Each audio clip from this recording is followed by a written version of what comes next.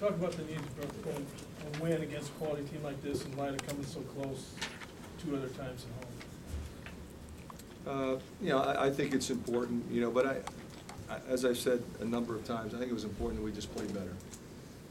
We played better than we did in those games at both ends of the floor. And when you do that, then you win close games. How important was Marvel's 3 at that point? That was huge. We were struggling a little. We were sputtering. We had a lead. We were trying to run some clock because in the stretch before that, we were quick shooting the ball a little bit. We had some opportunities to do that, and I encourage that as long as they're good shots by good shooters. And so you milk the clock and then you hit a step back 3. That's huge. Fran, it seemed like the defense in the first half might have been as good as you played also. Yeah, very, very, very much like the Northwestern game. Would like to have played similar defense in the second half. I thought in stretches we did. We just couldn't get Marshall under control. What about that stretch for Aaron White in the first half offensively? Well, he just, he's capable of doing that. The key is I just got to keep him fresh. When I keep him fresh, he's just going to make plays. He's going to make steals. He's going to dunk the ball. He's going to get open. He's just got tremendous savvy. Well, in those lines, you get to the line 29 times and you make 24 of those. Just something. Well, our game plan was to drive the ball, throw it inside, attack them. They don't play a lot of guys typically, and you don't want to settle for jumper after jumper. You want to attack and you want to put them in a position where they're going to foul you, and they did. The first chair on your bench had a jersey on it tonight.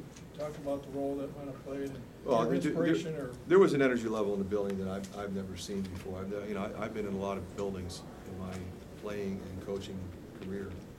There's nothing like that. There's not a doubt in my mind there's a difference. Your team made only 7 turnovers too, which was important. Well, they play, Brooksy, they play half-court man. They don't press you till the end. And I think the most impressive thing about that was we didn't turn it over at the end when they came after us. Was Marvel doing okay? He played about half the first half. He was a little winded at times. He has, he's had the bum ankle and he hasn't practiced the same as everybody else. So I had to really be careful with him. You talk about Clemens. Clemens really played a clean, solid game. Well, the thing about him is he's just not afraid to make a play late. Because he had a stretch there where he wasn't playing as well, and he's got the ability to just play through that and just go do what you need him to do, and that's rare for a freshman, and I think that's why he's special. 2 weeks in, no undefeated teams in the conference. That kind of sign of what's going to be the rest of the way. There's no question about that, Rick. I mean, it's every game. You're not surprised at what happened. Even if it's an upset or what you perceive to be an upset, you're not really surprised by that either. What does it say about Wisconsin? You get them down 20 early, the building's going nuts, and they're still making you have to make plays. Well, they're eventually going to hit some threes. That's a really good three-point shooting team. I mean, Decker got a couple broken play threes. He's tremendous. I mean, that kid's tremendous. Did a good job on Brust. He's been really killing it. And we did a good job on him. And pretty much did a good job on most of the other three-point shooters with the exception of Marshall. How important is it to take that defensive intensity you played with the whole first half and some of the second on the road with you when you went to Michigan? It was missing. Well, it was missing for 22 minutes. It wasn't missing for the first 18, and that was the lesson. If we stand there looking at them with 2 minutes to go in the half, then we shouldn't be down 11, and then shouldn't get worse from there. And sometimes you just have to go through that to figure that out and make the necessary adjustments. Just 6 assists on 22 buckets. Does that concern you at all? No, it's a function of how this game went and how they play. Did you like the way you had the lead, you're trying to protect it, but you were still somewhat fairly aggressive, taking the ball to the rim. Is that what you want to see in your team? Like for example, start of the second half, I thought Gasell's shots were tremendous. He didn't make them. Josh Oglesby's shots were tremendous. He didn't make them.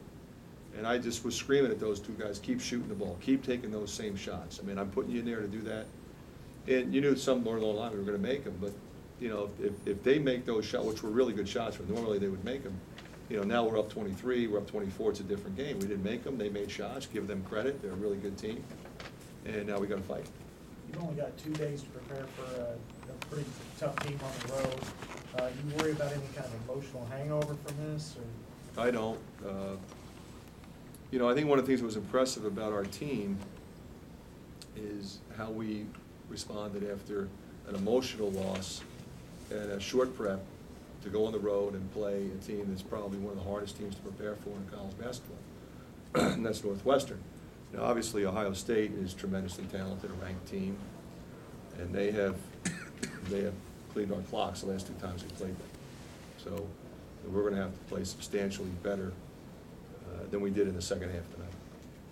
What made the offense work tonight? You got a lot more points against them than most teams do. Well, we ran it and drove it. You got to run, you got to drive, and you got to throw it in, and you got to get to the free throw line. You got to get transition baskets. If you just go toe to toe at half court, they're typically better than whoever they play, at that game. So we changed it a little bit. You had 4 players in double digits again tonight. How nice is it to have? Well, I think the great thing about that is, you never know which 4 it's going to be, and that's the beauty of our team. It could easily have been Zach and Melson. Josh was on fire last game. Today, he has 1 basket, although it was a really huge basket. That drive, we really needed it then. And I think that's the great thing about our team. When you prepare for us, who's going to be the guy on this night. You think the defensive, you've been preaching defense all year. You think it's finally sinking in, and they see now the importance of that? They do. I don't want to say that last year's team didn't. We just have more bodies. We have more bodies. We have a little more experience with a little more size. Okay, Thank you. thanks, Coach.